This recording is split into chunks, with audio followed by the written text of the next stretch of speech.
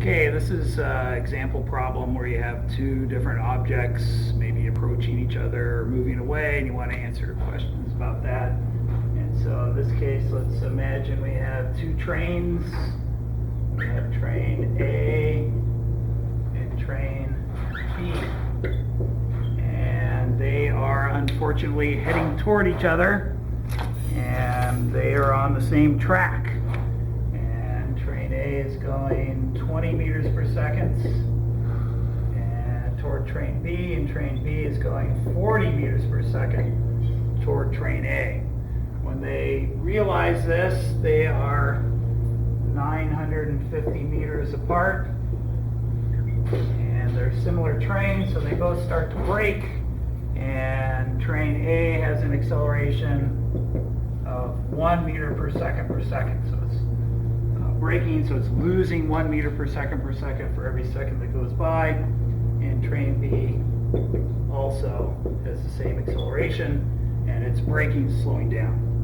And so there are kind of different ways of approaching these. One is sort of a guess and check way, which may or may not work. It's sort of limited. That's not really the way I want you to do these. But to illustrate it, let's just see what you might come up with looking at this. You might say, oh, he's going 20 meters per second. He's slowing down by 1 every second, so it's going to take him 20 seconds to stop. If you don't know how he came up with that, you should try and figure that out. But I know the initial and final velocities and the acceleration. And then what would his average velocity be? If he starts at 20 and he ends up at 0, then 20 plus 0 over 2 is 10. And his average velocity is 10 meters per second for this amount of time. So how far is he going to go? Going to go 200 meters, average velocity times the time. And then we can figure out how far train B went. So it's starting with 40, it's losing 1 every second.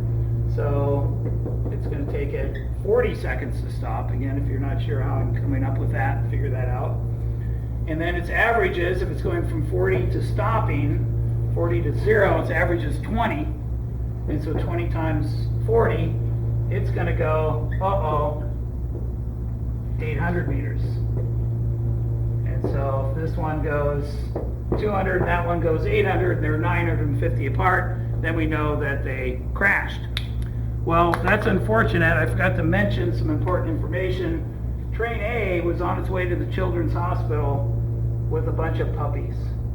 The cutest little puppies you ever saw.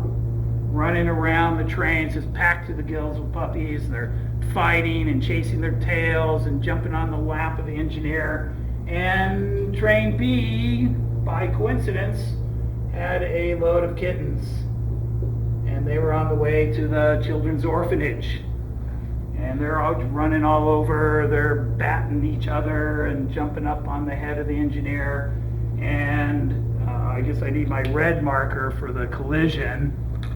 No, there's got to be a way to stop this. There's got to be a way to save the puppies and the kittens and the other people on the train, and that is the method I want you to use. And so what we're going to do is draw a sketch, which we've already drawn, but now we don't want this initial guess here, this sort of guess and check way. So we have our sketch, and we want to come up with a coordinate system. So I'm going to say the origin is where train A is, and I'm going to say to the right is positive. You can pick anywhere to be the origin, in any direction, right or left, to be positive. Another logical approach would be to make this the origin and to the left positive. You might try that and see what you come up with, but I'm going to do it this way. Now we want to assign variables. So this is V0A. So I put a little A subscript to keep the two trains apart. And then this would be V0B, but since it's going to the left and to the right is positive, it's a negative 40. And then we have an initial position, X0A is 0, and over here, X0B is not 0. So this is the first problem where you might run into trouble if you didn't realize that X0 is part of the problem. So 950 meters, positive 950 would be its initial. And then these accelerations, we know if I'm going in the positive direction, and I'm slowing down, that's negative acceleration. But this might trip you up. If I'm going in the negative direction and I'm slowing down, that is positive acceleration. One way to think about it is, what if Superman was going to try and stop the train? Which way would he push to stop it? And he's pushing in the negative direction to stop A, so it's negative acceleration. So the push and the acceleration are in the same direction. And for train B, he'd push in the positive direction, and so we have positive acceleration.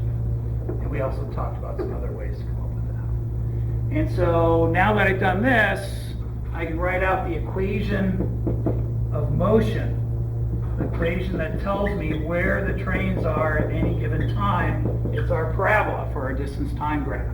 And what I want to do is write this out for each object and carefully substitute what I know for each one.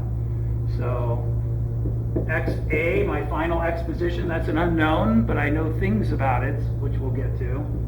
And X0 is 0, B0 is 20T. Now here's where some people might stop and say, oh, I'm making a mistake, I've got two unknowns. That's okay. The equation I'm going to write out is correct, and it's useful, even if it's got two unknowns at this point.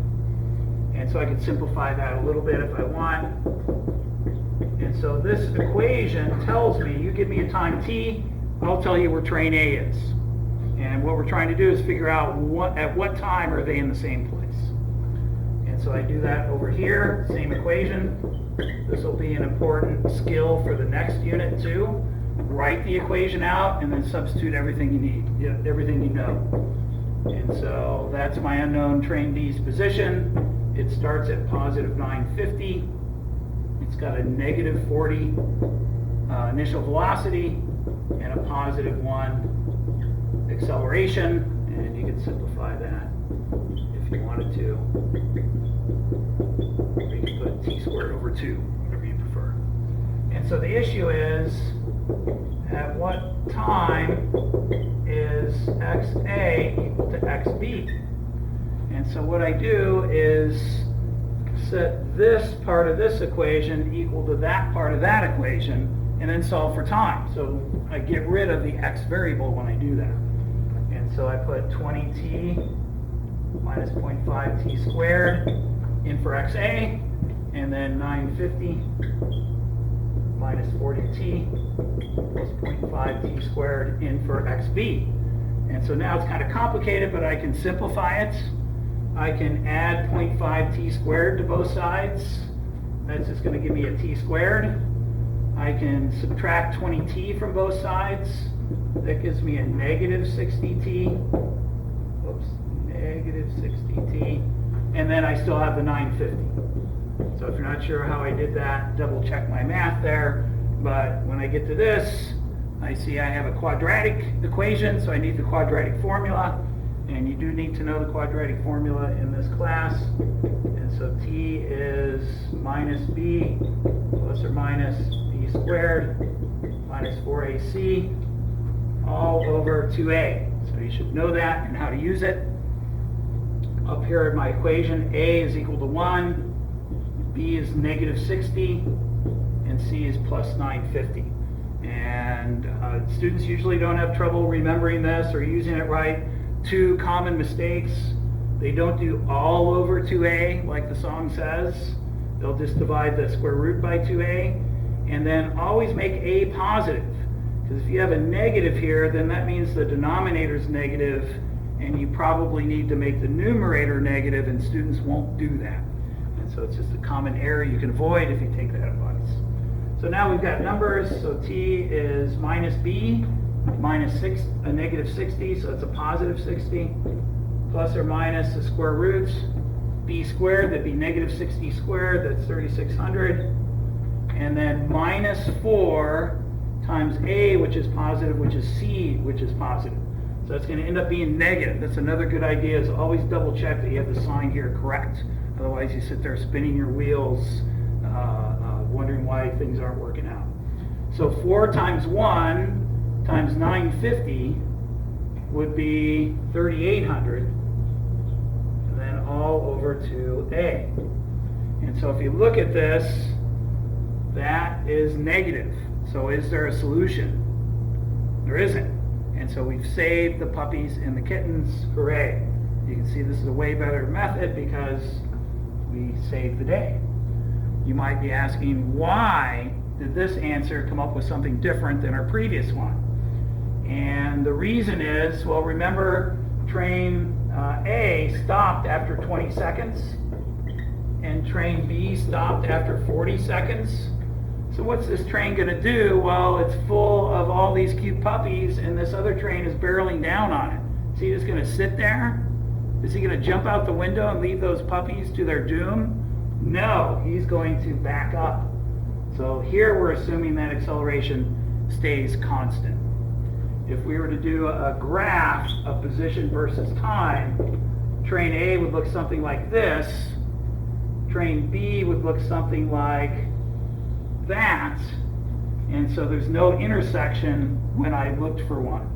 But if train A stopped, then the line just goes flat and then there is an intersection. So that's why it's different. And so use this approach to the problems with two objects, and we're interested in when they're going to be in the same place at the same time. There is a real hard one. You're solving for the acceleration of a train, so there isn't a collision. It's on the WebAssign K7. If there's no collision, this term's negative. But you can really just set it equal to 0, because that's like a really, really tiny negative number. If you don't like that, you can set it equal to negative 0.01, and you'll get the same answer I do. And so you go through that one the same way I'm doing here, and when you get to this step, you have an unknown acceleration down here. That's your A term, and